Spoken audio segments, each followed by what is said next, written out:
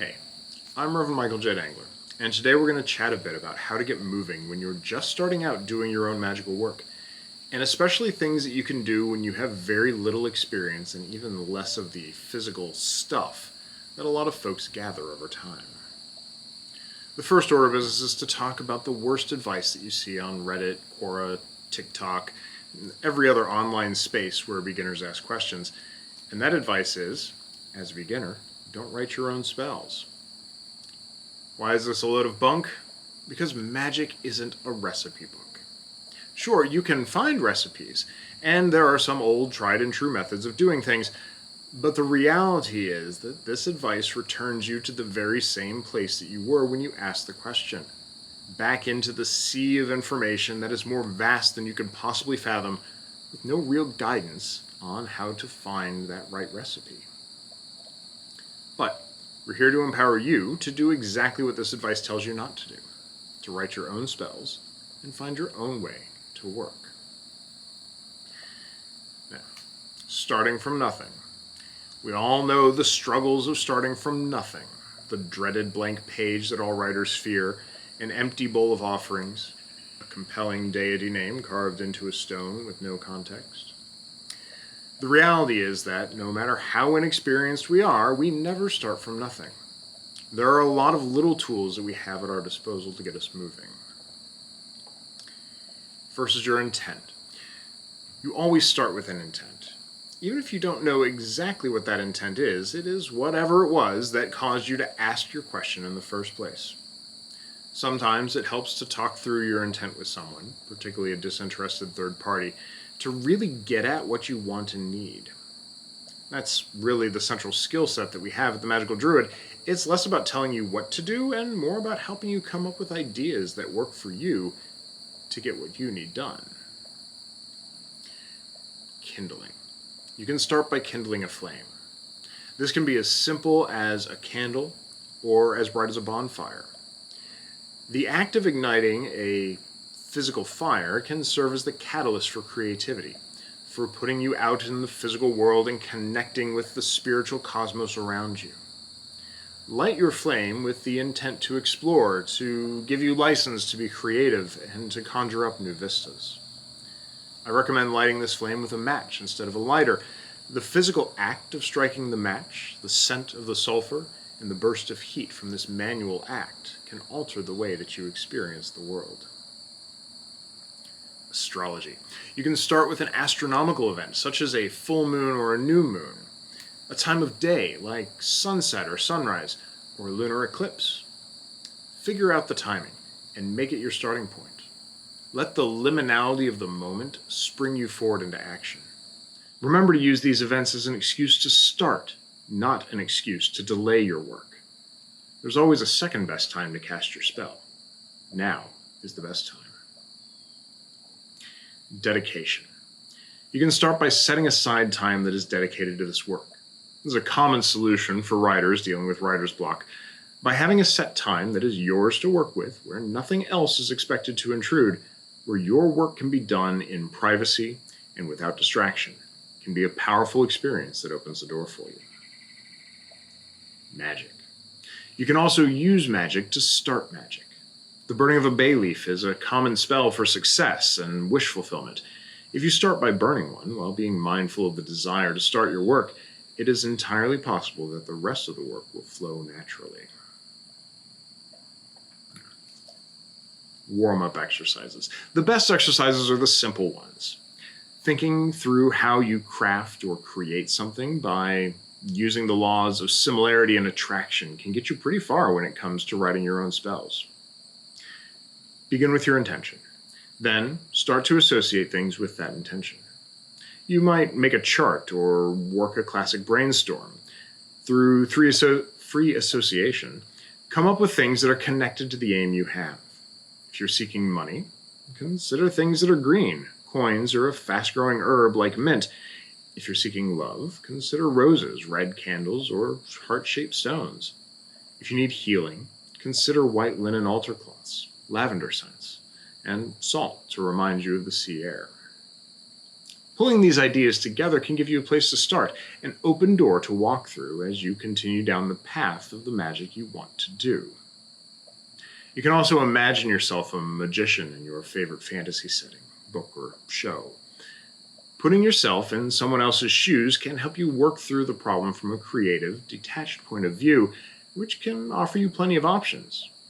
This is a chance to really exercise your creativity and a love of fiction and stories. If you're looking for concrete direction, you should consider one of the many avenues divination brings to your experience. You can pull a card from a tarot or oracle deck, meditate on a rune, or open a book at random to a random page and read a random sentence from it and see if it provides any insight. The practice of getting out of yourself and seeking guidance from an exterior source can go a long way toward opening you up to new ideas and experiences.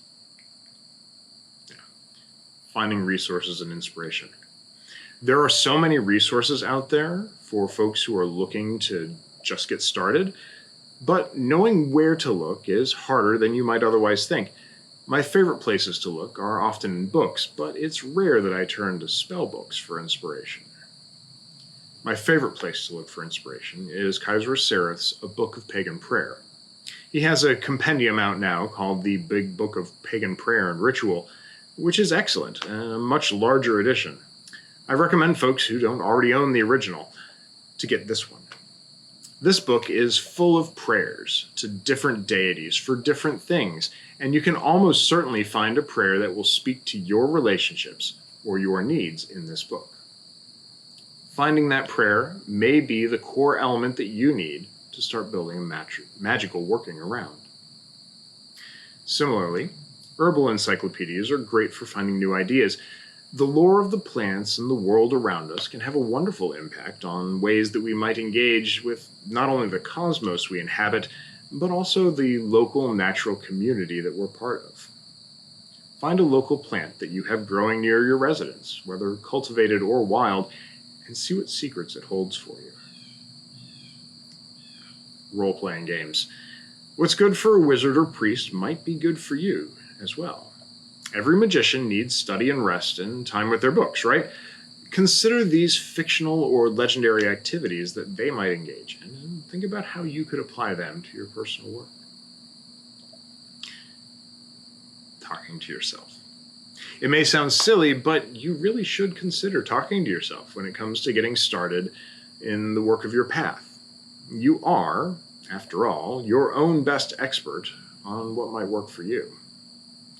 Journaling is always recommended, and I can't recommend it highly enough. The act of writing down your work and reviewing it later helps you organize your thoughts and creates an opportunity to evaluate your work. I'll talk a little bit more about that later. But you should definitely be writing down your intentions, your thought processes, and your experiences. Not comfortable with pen or paper? Consider using voice to text. It's apps on your phone. Some people are just naturally more conversationalists when they're speaking, and it works pretty well these days. Sure, sometimes there's some editing that has to go into it, but you'd be surprised at how much it can speed up your work and make it convenient enough to actually do. Don't want text? Record a video, either on your phone or on one of those video scrolling apps. Just set the privacy correctly if you use a cloud service. Don't like the idea of journaling or talking to a machine? Talk to your cat, or whatever animal you may have. You might think that I'm kidding, but I'm not. The act of speaking out loud is an act of formation. It creates order from the chaos of your mind and forces you to organize and, yes, plan out future things that you might do. Really, give it a shot. Of course, your cat isn't likely to talk back, well, not in a way that you can clearly understand, so consider also talking to your peers. This could be a one-on-one conversation over dinner, or it could be a typed and sent conversation over a website's chat function. If you don't have anyone to talk to, find some community. You'll be glad you did. Don't have stuff, start with what's handy. Remember that you don't have to have things on hand before you start doing the work. Probably because you may already have things handy that you haven't thought about. We all know that mint is a great accelerator for any sort of magic. Adding it to a spell for money makes it grow wildly, for example. Don't have the plant? Use breath mints and breathe across your work to add that hint of mint and bring mint's speed to your work. Need to heat things up a bit? Next time you order pizza, ask them to throw in those little packets of chili flakes. You'll have a ready-made herbal concoction, just adding a little bit of heat to the next spell. And of course, candles are hard to get in all the colors that you want without going to an actual metaphysical store. While the Magical Druid is happy to ship them to wherever you are, and we'd love to see you if you're local, remember that you can get cheap, simple, multicolored candles at the grocery store in the cake aisle. Birthday candles are great, and adding a kindled flame to your work will go a long way to improving the depth of it. Finally, confidence. The biggest barrier most people have regarding their work is confidence. They aren't sure they can do it, or that they're doing it right, or that it will actually work for them. One of the great skills of the magician is the ability to throw all these feelings out the window and just buckle down and get to work. And you can do that too. First, success in magic looks different for everyone. You'll need to learn what works for you, and this means journaling or making some sort of record of your work. Over time, you'll have to learn what your version of successful magic looks like. Give yourself the time you need to gain that experience. Second, examine your failures. Again, to do this, you have to record what you did and how you did it and what your intent was, but don't let your failures get you down. Every person who does this work will look back on their early work and say, yeah, I did some weird things. Not all of it worked. But they'll keep going, and they'll learn from them. Failures are important because they help you understand success. And that's my biggest suggestion. Claim your successes. Don't try to write them off or push them away as if they're mere coincidence or accidents of circumstance. No. You're working to be a magician, witch, druid, or other fabulously named wonder worker. Understand that you have power. Your work is good, and you can impact the world around you. If your intended outcome arrives, even partially, mark it down as a success. You can only gain confidence by seeing and believing in your successes. Don't let your anxiety, fear, or even your logical mind undermine your work. You're powerful, and you can do this. Now, go do some work and change the world.